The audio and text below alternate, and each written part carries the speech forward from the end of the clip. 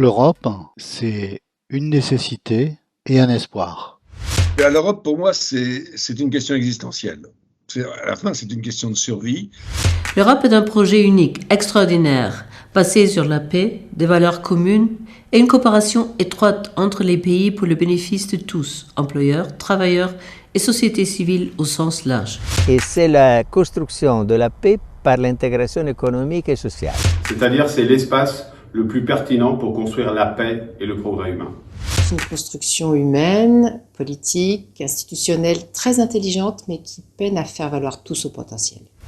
L'Europe, c'est un territoire ancien qui a pendant très longtemps été fracturé par de multiples conflits, mais qui est sans doute le premier endroit dans le monde où, depuis 80 ans, des peuples différents s'ingénient à construire la paix ensemble. L'Europe, pour moi, c'est le fil conducteur de mes 40 dernières années. L'Europe, c'est une expérience unique et réussie pour organiser la paix et la prospérité sur un continent qui n'en avait pas l'habitude. En fait, on voit toujours l'herbe plus verte ailleurs. La meilleure définition de l'Europe, c'est des gens qui sont partis voir ailleurs et qui sont revenus en disant « J'aime l'Europe, je suis européen ». Une famille de peuples qui, après 2000 ans de guerre et de haine, ont choisi l'amour. L'Europe est un modèle de paix structurelle, une construction fondée sur la paix en surmontant les rivalités entre les pays qui la composent, sur un continent qui a été marqué par les guerres. Pour moi, l'Europe, c'est d'abord la paix, depuis bientôt 80 ans, même si on voit que ça reste fragile. Et l'Europe, c'est aussi la construction collective au service des grands défis qui sont les nôtres, et en particulier celui du changement climatique. L'Europe, pour moi, c'est l'ouverture sur le monde, d'est en ouest, du nord au sud, par ses échanges, par son histoire, et aussi par sa présence sur les 5 continents.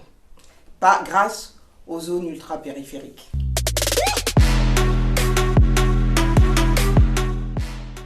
Pour moi, l'événement le plus marquant de l'histoire de l'Europe, c'est avant l'Europe. C'est la Seconde Guerre mondiale. La Seconde Guerre mondiale, c'est elle qui nous montre la nécessité de l'Europe et de l'Union européenne. Je prendrai évidemment la signature du traité de Rome parce que c'est le début, c'est de là que tout procède. La refondation, à l'initiative de Mitterrand et Kohl, après la chute du mur de Berlin avec le traité de Maastricht. Ce sont les entretiens du Val-Duchesse créés par Jacques Delors parce que c'était un espace de dialogue social extrêmement fort. Le premier, c'est l'arrivée des États membres avec leurs adhésions, et ça c'est en positif. En négatif, la guerre aux portes de l'Union. La chute du mur, bien sûr, ça a été marquant pour toutes les périodes de ma génération. Mon service militaire, passé dans un sous-marin atomique, lanceur d'engins, donc de bombes atomiques, pendant la guerre froide, où effectivement je pensais à l'Europe tous les jours, pendant que j'évitais la guerre sous la mer. Le discours de François Mitterrand au Parlement européen le 17 janvier 1995 m'a vraiment frappé, ce discours où il mettait en garde contre les dangers du nationalisme. Évidemment, pour moi, en tant que Polonaise, l'entrée de la Pologne dans l'Union européenne, c'est très important. D'autant plus que ça coïncide avec la création de bureau de Bruxelles de confrontation Europe, dont j'étais la première représentante à Bruxelles. Le 24 février, à l'intérieur de l'Union, la paix et la démocratie, à l'extérieur, le retour de la guerre et du rapport de force. Le Brexit, qui a permis à l'Europe de se recentrer autour d'une nouvelle vision stratégique, en particulier dans le domaine de la sécurité et de la défense. C'est la preuve qu'une crise apparente doit être utilisée en tirant des enseignements positifs. Celui que je retiens, c'est ce qu'on appelle le Green Deal, le pacte vert européen qui a été voté en 2019 et qui a mis la lutte contre le réchauffement climatique, la protection de la planète, sur le dessus de l'agenda de la construction européenne. Permettez-moi de vous parler de la signature du traité de Rome en 1957, année qui m'est très chère. 1987, les premiers étudiants partent avec Erasmus, on connaît la suite.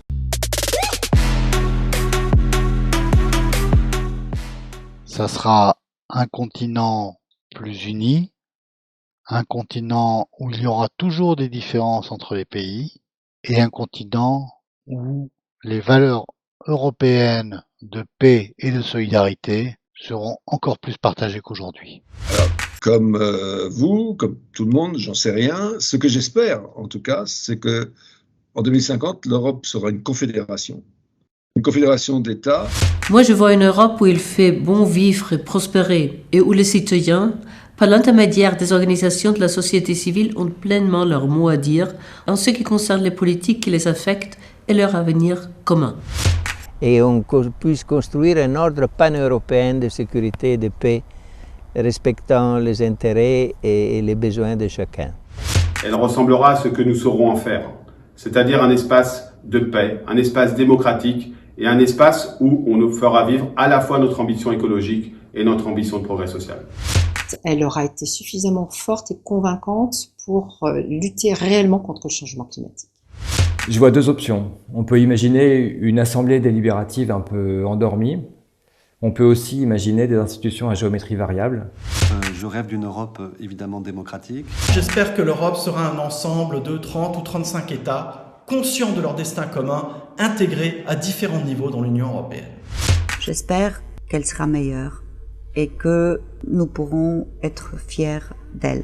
Un continent tout neuf, dont la paix, la liberté et la prospérité constitueront un phare pour le reste du monde.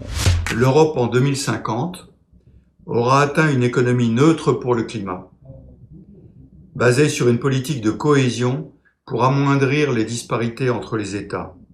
On peut également espérer de plus grandes avancées dans le domaine de la sécurité et de la défense. En 2050, l'Europe sera en paix, elle aura atteint la neutralité carbone et les Européens seront tous des éco-citoyens.